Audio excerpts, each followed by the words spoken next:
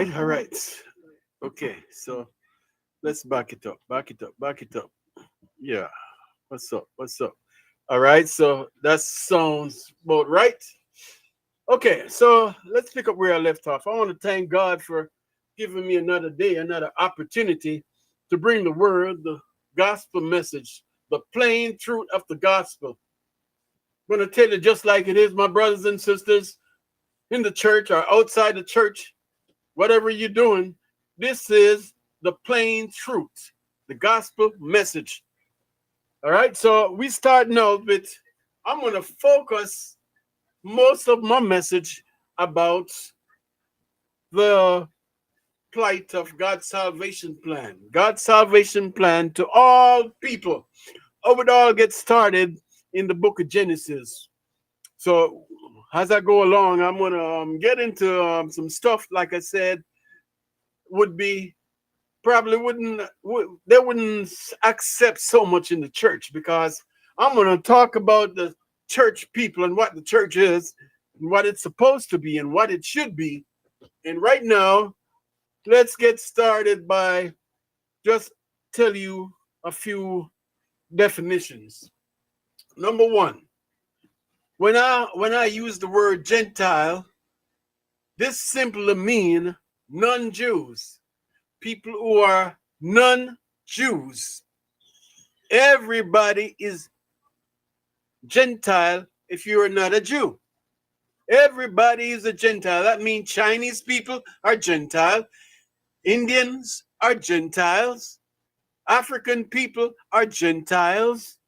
Everybody, white people are Gentiles. If you're not a Jew, you is a Gentile. So when I say Jew are Gentiles, I am talking about non-Jewish people. And the Bible go all the way back. For the very first time, Gentile is mentioned in the Bible. You'll pick that up in the book of Genesis, Genesis chapter 10, verse 5. You will see all the nations that were scattered after the Tower of Babel. They were scattered into their own nation with their own language because their language was confounded. So God let us come down and scatter all the people because they were trying to build a tower to go to heaven. They wanted to build something that we could reach up to heaven to be like God, just like Satan did, Lucifer did before the foundation of the world. Satan trying to exalt himself above the throne of God. In this way, God cast him out. So when the Genesis started in the book of Genesis, the whole place was in chaos, chaotic scene. It was null and void and chaos. So God got to recreate the earth and replenish everything to make a way for mankind to enter into this world. So God created the first man from the dust of the ground, breathed into his nostril, and he became a living soul. So right now, as I go through this, my brother, I am not using any script. Only script I'm going to be using is the Bible, the Holy Bible, the text of the Bible. I don't have any written script, so because I'm going to be jumping around from scripture to scripture, I am asking God to lead me to make the word from my mouth and the meditation of my heart be acceptable in the name of God. So, as I was saying, Gentile first begin in the book of Genesis, chapter 10, verse 5. Very first time that the word Gentiles were mentioned, because there was no Jews at that time. Everybody were Gentiles. Everybody were Gentiles. When God confound the languages and disperse, scatter everybody all around the world, they were scattered all across the nation, all across the world. Everybody was Gentiles until you get to the next chapter. So you got Genesis chapter 10, Genesis chapter 11, all dealing about the scattering of all these people all around the world, all across the nation, all across the earth. Now, God, for some reason, when he created the heaven and the earth, we end up with 7 continents. See, nobody don't really talk about this that much. We have 7 continents that form the earth. So the earth is divided into 7 continents. It could be more. They didn't have a name at that time. It was just different part of the earth until some point along the way, man named these part of the earth, according to the text, continents. But the 7 continents that I could remember right now off the top of my head, you got Asia, Africa, North America, South America, Europe, Australia, and the Arctic and the Antarctic. 7 part, the 7 division. This is how the earth is divided up into 7 continents. Now, you know, on the continent of Africa, you find black people coming through the tribe of Ham. We wouldn't say tribe of Ham because there wasn't a tribe at that time. Noah's son by the name of Ham. Noah have 3 sons, Shem, Ham, and Japheth, and all these sons replenished the earth. These 3 sons and their wives. It didn't mention Noah having any more children, but we know Noah lived till about 300 years old. The only man and his children, Noah and his 3 sons and their wives, and his wife, came out of the old world before the flood. Because the Bible tells us, that's right, the Bible tells us back in Genesis chapter 6, verse 8, Noah found grace with God because Noah believed God. When God told Noah to build a ark, Noah, he didn't ask no question. Noah just do what God said to do. Noah found grace in the sight of God. And God saved Noah and his wife and his 3 sons and their wives. And they came out of that flood in the old world, came to start the new world, to replenish the earth. Just like God told Adam and Eve to replenish and have dominion over the earth, Noah now have 3 sons to replenish the earth, but now they got to have like a government. They're going to have managed their self. They were given animals so they could eat animals before. There was not eating animals before, but when after the flood, man was given permission, he could eat animals for meat, vegetables and fruits, whatever there is. But there was all Gentile, there was all pagan worship. There wasn't no, basically there wasn't there was no tribes at that time. There was no Israelites. There was no Hebrew people. There was no Israelites. There was all non-Jews.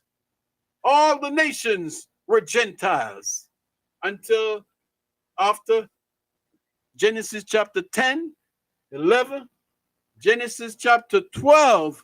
Then we have God called Abraham. God called Abraham, Genesis chapter 12. He called Abraham to come out from his father's house. Come out and I'm going to show you a land I'm going to give to you. I'm going to make your name great. I'm going to bless you. I'm going to bless your seed. I'm going to bless all your children. I am going to make your name great. I'm going to curse who curse you. I am going to damn and bless those who bless you. God knows. Call Abraham in Genesis chapter 12. At that time, Abraham was about 75 years old. Packed his stuff and started to move toward the land of Canaan. But his father, Haran was died before they could get across into the promised land, or into the land that God was going to give to Abraham. God separated him from his family. But Abraham took his wife Sarah and Lot, his cousin, and they came into the land, whereas God were going to bless them. So as you read in Genesis, the book of Genesis, you will find out that out of Abraham came three different religions. Out of Abraham, three different religions. You got the Judaism, Christianity, and Islam. All three religions came out of Abraham's seed. The first son that Abraham had was Ishmael. Hagar have Ishmael, and God bless Ishmael and make his name great. He have 10 or 12 princesses. But Abraham's first son, Ishmael, comes the Islamic nation, the Arab nation, and they were blessed. But God promised to Abraham was going to have his own seed by his wife Sarah, not by the bondsmaid or the female maid or the bond servant Hagar. God wants Sarah to have Abraham's seed. So when Sarah was about 99, or Abraham was 99 years old, he had a son by the name of Isaac. And Isaac, the promise was made through. So Isaac become the first son of Abraham, and the promise came through Isaac. Isaac begot Esau and Jacob, but Esau sold his birthright for a plate of food. Isaac, two sons, but Jacob was the chosen one. Jacob was who God loved, and God moved over the promise, even though he was the second born. Usually it come down through the firstborn, but because Esau sold his birthright, he had no place. Basically, he lost that inheritance. He lost that promise, that covenant promise, because for a plate of food. Didn't have no respect for his birthright. So God moved with Jacob. So Jacob become the next son in line that the promise, the covenant promise, handed down from Abraham, Isaac, and Jacob. Now Jacob have 12 sons. And through his 12 sons, they call them the 12 tribes. The 12 tribes of Israel. Jacob's name was changed from Jacob to Israel. Israel. That's how you got the name Israel came from. Through the name Jacob, name change. So Jacob 12 sons became the generation that God called out to be his people. God blessed them.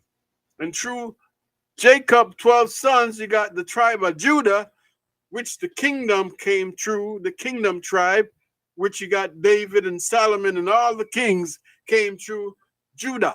Judah, the scepter was never depart from Judah. And it's through the scepter of Judah where we're going to have King Jesus one day coming again. King Jesus is coming, and he's going to be coming through the tribe of Judah.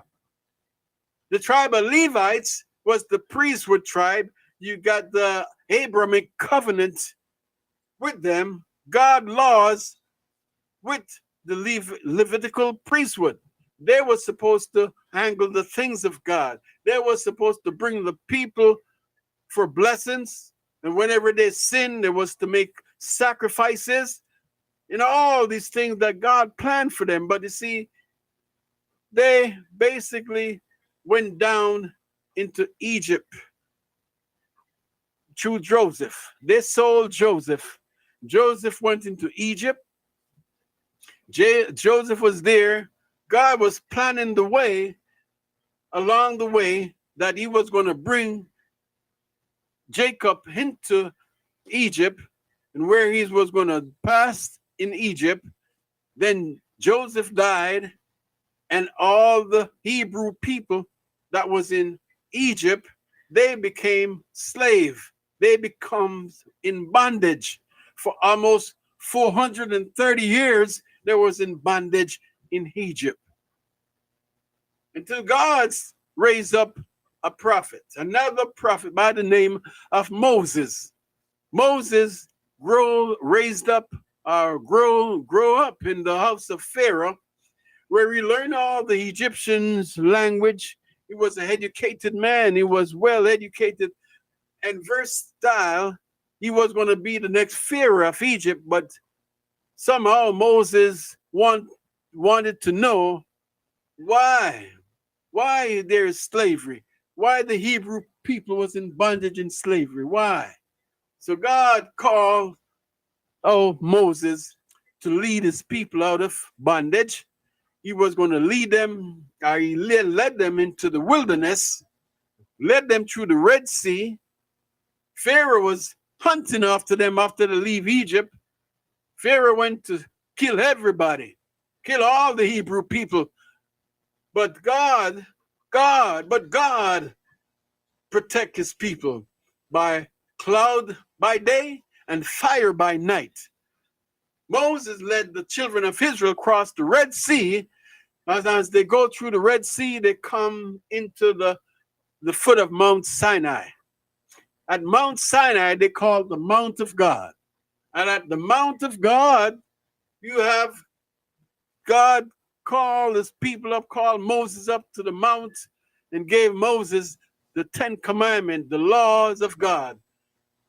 God gave the Levites the laws to manage the worship, to manage the sacrifices, animal sacrifices for atonement of sin.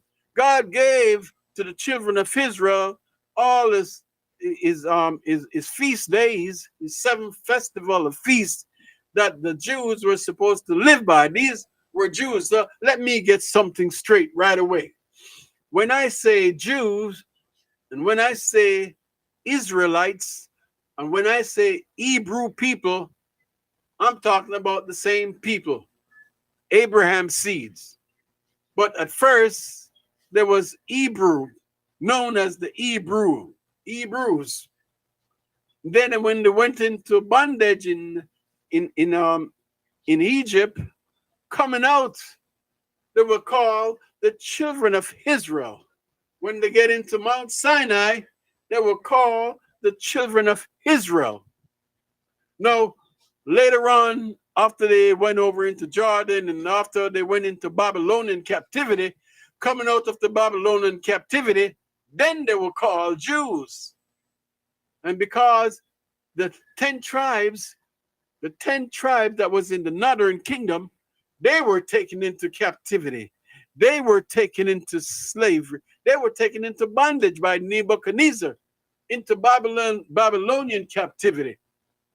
And coming out of Babylonian captivity, they were called Jews, Jewish people, because the tribes that was taken into captivity was the tribe of Judah and the tribe of Benjamin, because these were the last 2 tribes that remained after the disbursement or the scattering of the last 10 tribes. They were scattered all over the world, through all the nation. In every nation, there was a Jew. In every nation, there was a Israelite people. I already said the Jewish people. There was everywhere, even in Jamaica, there was Jews. I remember one day I was going downtown in Kingston, Jamaica, and I saw this bunch of people wearing black coats and wide black hats and white suits or black suits, curly hair. And I was wondering who was those people. And my grandmother told me those were Jewish people. Those were the Jews. Those are God people. I'll never forget it. Jews were everywhere. Anywhere you go in this world, there was a Jew people. But today, God called all these Jews back to Israel. God called back his people to Israel. The Jews no longer scatter all around the world anymore. God is gathering his people back into Israel, to the nation that he promised to Abraham. God is keeping his promise, upholding his promise to the Jewish people, bringing them back into Israel. But that's long time. So let me go back to the book of Genesis. Let me go back to Abraham. Abraham 12 sons and the 12 tribes of Israel. So this is what I'm going to let you know right now. When the Jews begin their establishment of their country, coming out of Babylon, after they have all the kings, all the different kings, there was all wicked kings. Israel people, they didn't listen to God. They was stiff-necked. They did not obey God's commandments or God's laws. They did not. So God scattered them. Now God began to gather them all back together for the final days. In these last days, the Jews are coming back into Israel, where they're going to have temple worship again, because right now, where the temple used to be, there is the Alaska Mosque, the Islam Mosque, where the Muslim worship. So now the Jews got to rebuild their temple on the Temple Mount someplace before the end of this age. So right now we're looking for that to happen in the future. But right now, for now, God is working with his people. God working with his people, Jewish people. Let me take a break right here. I'll be right back.